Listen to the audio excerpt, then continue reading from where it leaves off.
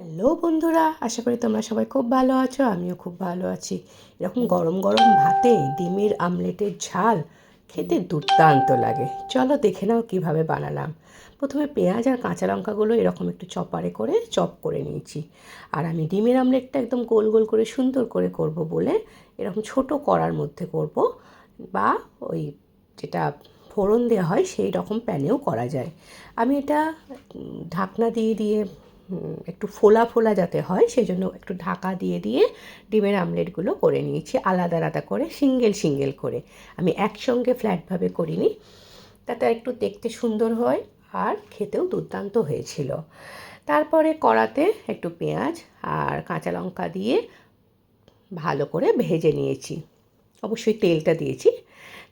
তেলটা গরম হয়ে যাওয়ার পরে পেঁয়াজ কাঁচা লঙ্কা ভাজার পরে একটু আদা রসুন বাটা দিয়েছি, হাফ চা চামচ মতো দিয়ে এটা ভালো করে নেড়ে চেড়ে যখন গন্ধটা চলে গেছে তখন আমি টমেটো দিয়েছি।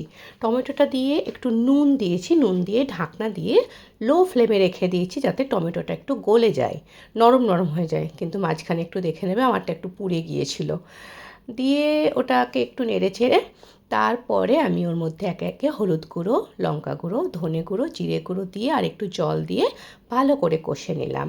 নেওয়ার পরে একটু গরম মশলা দিলাম আর একটু চিনি দিলাম, অল্প অল্প চিনি দিলাম। দিয়ে ভালো করে কষিয়ে নিয়ে আন্দাজ মতো জল দিয়ে দিলাম। যখন জলটা ফুটে যাবে তখন ওই ডিমের ছোটো ছোটো করে অমলেট করে রাখা ওগুলো দিয়ে দেবো। দিয়ে ঢাকনা দিয়ে মিডিয়াম ফ্লেমে 4 থেকে 5 মিনিট রাখবো।